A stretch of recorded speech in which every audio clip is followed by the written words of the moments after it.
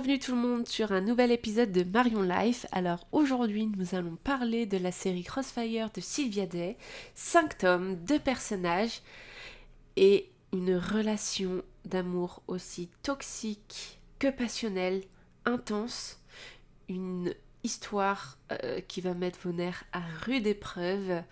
Si vous êtes un petit peu fleur bleue, âme sensible, des choses comme ça, je vous déconseille de lire ces tomes.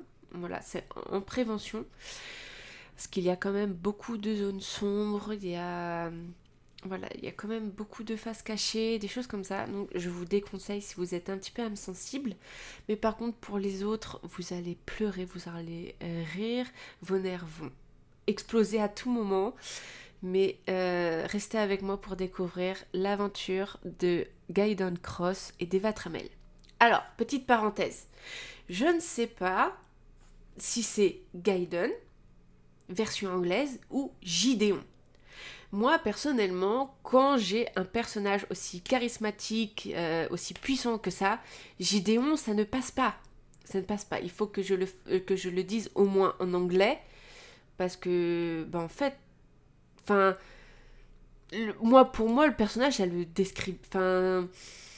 ça lui donne pas un avantage, en fait. Ça lui donne pas le charisme qui va avec son personnage. Donc pour moi, c'est Gaiden.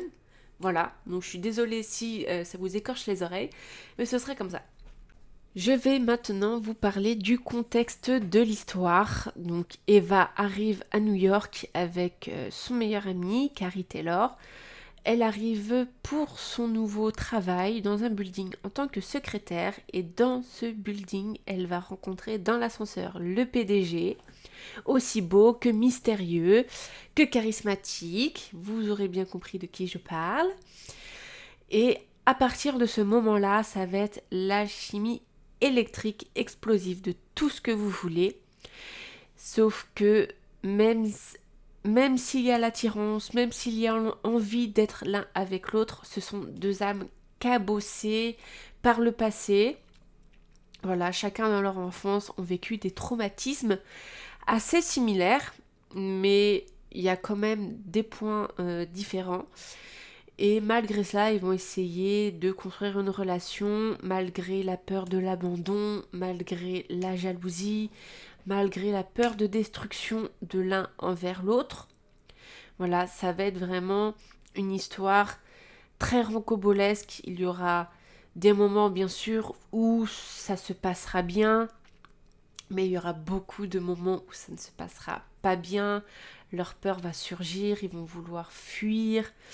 Voilà, et chacun va essayer de rattraper les choses à sa façon, même si ça ne se fait pas correctement, quoi, même si ils ne prennent pas forcément les bonnes décisions, puisqu'ils ne savent pas forcément aimer en amour correctement. Ils vont apprendre l'un de l'autre, mais beaucoup batailler l'un contre l'autre également. Je vais commencer par la présentation du personnage principal, qui est Teva. C'est une femme forte mais très fragile. Malgré le traumatisme qu'elle a vécu étant enfant, elle tente de se reconstruire, elle tente d'évoluer. Voilà, elle tente de créer sa vie comme elle l'entend, sans que personne lui dise quoi faire. Elle veut être maître de ses décisions. Voilà, c'est tout son parcours la rend très attachante, très humaine. Et malgré le fait qu'elle veuille vivre un vrai amour, un amour serein, ce qui ne sera clairement pas facile plutôt avec Gaiden, elle va apprendre à se surpasser, à aider quand ça ne va pas. Voilà, elle n'abandonnera pas facilement, même si la fragilité qu'elle a prendra parfois le dessus. Mais c'est un de mes personnages préférés. Donc c'est parti pour la présentation de Gaiden. Malgré qu'il soit le PDG, qu'il soit milliardaire, qu'il soit ténébreux, beau et j'en passe, donc le fantasme de toutes les romances, il ne faut pas s'arrêter là parce qu'il a un passé très chaotique et c'est ce passé qui va le hanter, qui va le briser. et il n'arrive pas à faire autre chose que contrôler, puisque du coup dans son enfance il n'a rien pu contrôler. Là, maintenant il vit qu'en contrôlant les choses, et du coup tout comme Eva, il va essayer de la contrôler, que ce soit que tout ce qu'il veut. Voilà, même s'il est attachant, insupportable, magnétique, protecteur, destructeur par moment, ça va être une relation très compliquée, même pour lui, parce que même avec ses traumatismes, même si c'est un homme, ça va être très compliqué pour lui. Vous allez comprendre au fur et à mesure aussi des tomes sont passés plus précisément à lui, même s'il a essayé de s'ouvrir à un moment donné. Voilà, vous allez découvrir qu'il est quand même très attachant. Moi, il m'a quand même beaucoup touchée.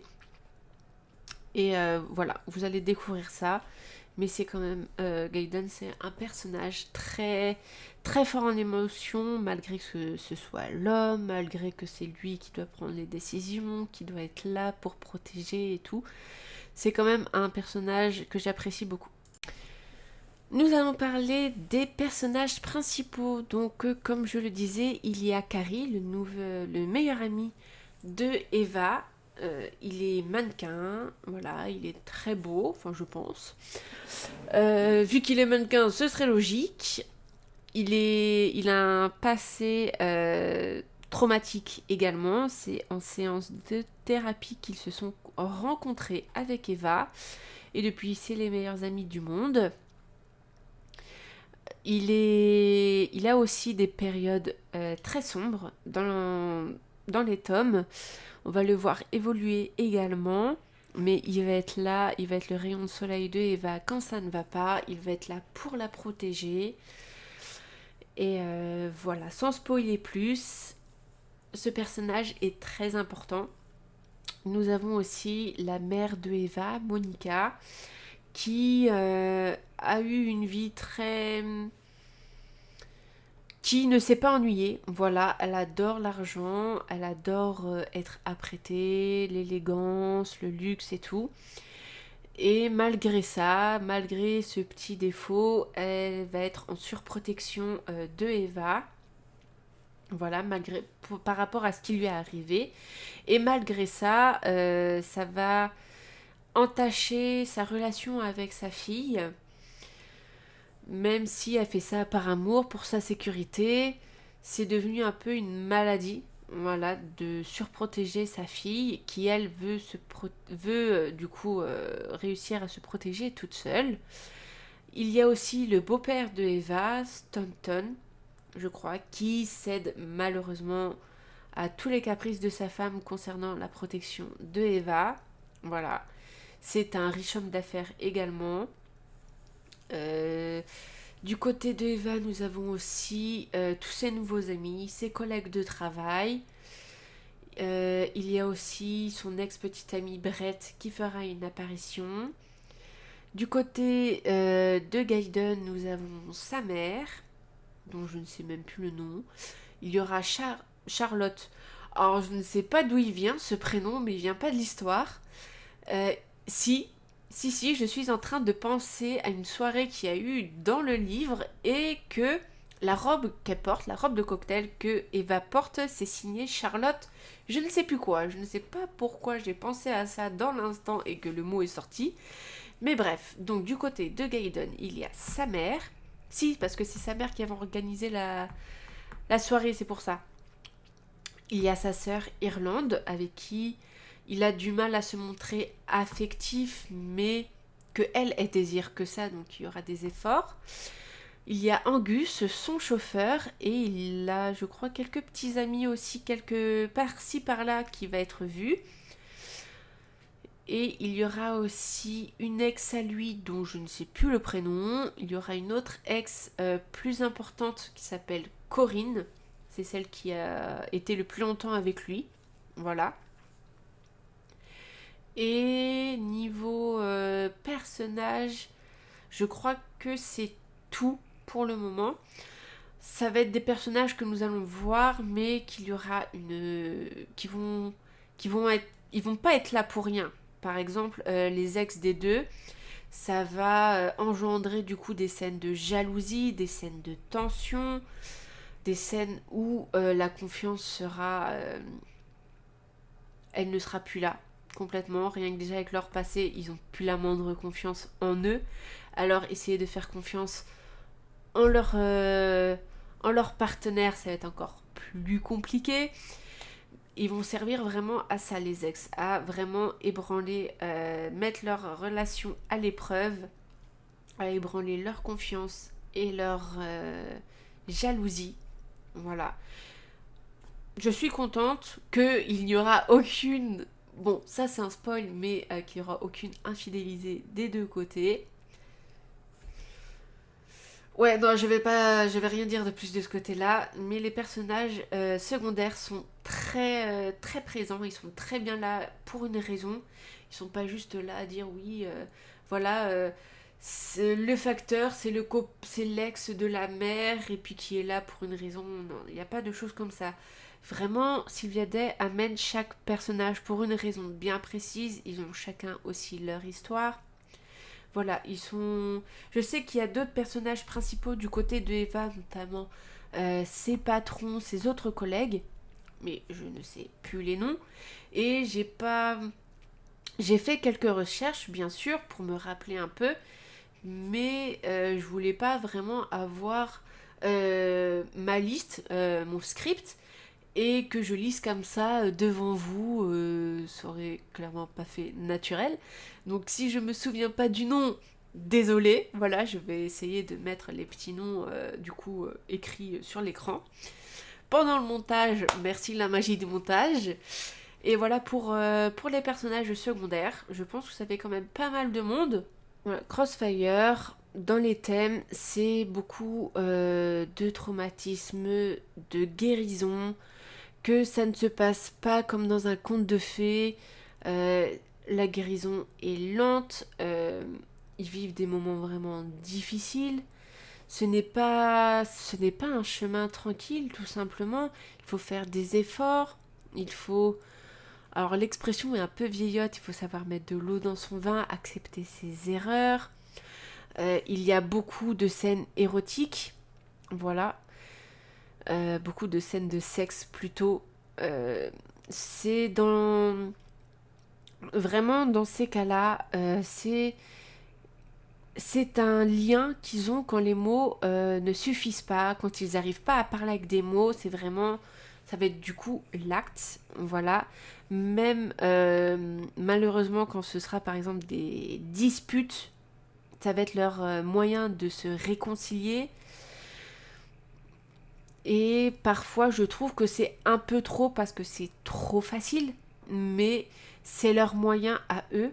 Donc voilà, ça se comprend. Malgré ce qu'ils ont vécu, que ils ont une approche de la sexualité différente, voilà, assez différente de la nôtre commun des mortels. Voilà, que avec leur traumatisme, leur relation, que ce soit sexuelle, communicative entre eux, elle soit très bancale, très ébranlée, et c'est les gestes qui vont compter à plusieurs moments que les mots. Ça va parler, ça va traiter de liens affectifs. Par exemple, le lien affectif se fera par rapport à Eva qui a peur de l'abandon. Voilà, qui aura peur de l'abandon de Gaiden et qui cherchera quand même à rester auprès de lui, à revenir malgré tout. Parce que si elle ne veut pas se sentir abandonnée, elle ne veut pas l'abandonner non plus. Même si par moments c'est très difficile de rester. Voilà. Donc comme je parlais juste avant, le fait d'avoir toujours des scènes de sexualité, des scènes de sexe, ça va renforcer un petit peu leur lien quand ils ne sont pas parlés autrement. Voilà, ça va être un peu le tampon. Alors, je sais pas si je parle avec des bons mots quand même, mais ça va être une partie intégrante de leur histoire. Ce que j'ai adoré dans cette histoire, c'est la psychologie. Voilà, on n'est pas que sur du sexe, on est sur l'étude d'un couple, d'un couple qui apprend à se connaître, qui apprend à se construire, à enchaîner les coups bas, à remonter la pente. Et sur ça, l'auteur Sylvia Day ne leur fait clairement pas de cadeaux. Malgré tout ce qu'ils vivent entre eux, même si ils ont vécu des choses vraiment traumatisantes, ils essayent quand même de se battre, de se relever, que prouver à tout le monde que leur relation peut marcher. Et c'est vraiment ce fait de vouloir arriver, de vouloir gagner cet amour tant mérité qui m'a vraiment fait acheter et lire tous les autres tomes de la saga en espérant que vraiment il s'arrêtera sur une fin heureuse. Et j'ai dû attendre 5 tomes avant d'avoir la fin que j'espérais. De plus, la plume, elle est fluide, par moments très crue, mais justement, c'est ce qui nous aide à avoir cette facilité à lire ligne après ligne, chapitre après chapitre, à vouloir vraiment découvrir comment leur histoire se passe. Et ça, Sylvia Day, c'est très bien s'en charger. Elle nous montre pas forcément les... Elle nous montre aussi... Si, elle nous montre, sans dire de bêtises, elle nous montre aussi que la passion peut être débordante dans les bons et dans les mauvais côtés. Mais ça reste quand même une très belle histoire. C'est une de mes premières lectures en tant que romance. Voilà, et je suis très contente d'avoir pu lire ces livres au tout début de ma carrière de lectrice. Voilà. Donc, et je me souviens, c'est mon conjoint qui m'avait tout acheté. Il m'avait, je crois, acheté les 3 premiers parce que les 2 autres n'étaient pas encore sortis. Et je me souviens que nous allions les acheter au fur et à mesure des sorties. En revanche, ce que je n'ai pas trop aimé, c'est le fait d'être dans une boucle. C'est sur 5 tomes, les crises, les séparations, les réconciliations, ça a été vraiment assez long parce qu'il y en avait quand même pas mal. Mais connaissant quand même le passé des 2 personnages, on ne pouvait pas s'attendre à ce qu'il y a que 2-3 embrouilles et puis que ça y est, tout va mieux. Non, ça s'est pas du tout passé comme ça. Et vu que leur passé concorde complètement avec leur gisement, voilà, tout ce qu'on espère, c'est de continuer au fur et à mesure de lire, que ça se passe mieux, qu'ils vont se retrouver et d'attendre cette fin tant attendue. Voilà, c'est juste dommage qu'il ait fallu avoir 5 tomes de boucle, donc de crise, de séparation et de réconciliation pour arriver enfin au Saint Graal de la fin qu'on voulait. Pour faire un débrief de cette histoire, c'est une romance très humaine, très intense, très passionnelle, comme je l'ai dit au début, qui montre que l'amour, ça s'accompagne de failles, de s'aimer malgré tout, d'aider l'autre malgré tout, d'être là dans les bons comme dans les mauvais moments, d'apprendre euh, à aider, à se surpasser. Ce n'est pas qu'une romance érotique, c'est plus que ça. C'est un lien qu'ils ont créé entre eux pour essayer d'apaiser les choses, de mettre la tension de côté et de pouvoir être ensemble.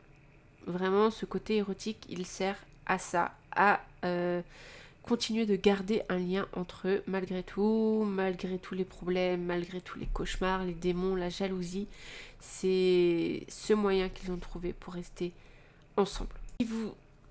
Si vous aimez les histoires, les montagnes russes, les histoires poignantes, où ça vous tient en haleine jusqu'à 3-4 heures du matin, si vous n'avez pas peur de rentrer dans l'âme des gens, en l'occurrence des personnages principaux, je vous conseille de lire cette histoire, mais Ne vous inquiétez pas, les personnages resteront scotchés malgré tout derrière vous parce que ça fait des années que j'ai ces bouquins et il m'arrive à repenser à eux, à une scène très précise. Et comme à chaque fois dans tous mes livres que j'ai lus, quand je repense à une scène en particulier, je vais chercher le livre, je relis le moment et parfois je termine le livre comme ça. Je lis le moment et je finis le livre. Donc c'est un peu le relire, ça dépend où est-ce que j'ai repris la lecture. Et c'est le cas de quand je parlais tout à l'heure de la soirée, c'est même une garden party, si je me souviens bien, où Eva a porté une robe signée Charlotte et que ce nom m'est sorti en tant que personnage secondaire, alors que pas du tout. Et voilà. Mais je vous assure d'une chose, Gaiden n'est pas un personnage que l'on oublie facilement, croyez-le. Et voilà pour ma chronique de Crossfire terminée. J'espère qu'elle vous aura plu. N'hésitez pas à me dire en commentaire si vous êtes team Eva ou si vous êtes team Gaiden. Voilà. Si vous l'avez lu, n'hésitez pas à me le dire aussi et à me dire ce que vous en avez pensé. Si vous aimez les chroniques avec des livres explosifs, n'hésitez pas à me dire en commentaire d'autres titres. Voilà, peut-être que je les connais, peut-être pas, peut-être que ça me donnera de nouvelles idées de lecture, même si j'ai encore des livres dans ma bibliothèque que je n'ai pas lus. Voilà, n'hésitez pas à me dire ce que vous avez pensé de la vidéo globale, si le son, la vidéo, tout concordait. Voilà, j'ai fait un petit peu de changement de cadrage. J'espère que ça passe mieux. Voilà, n'hésitez pas à activer la cloche, à mettre un petit pouce bleu. Et on se dit à très bientôt pour une nouvelle chronique. Bisous!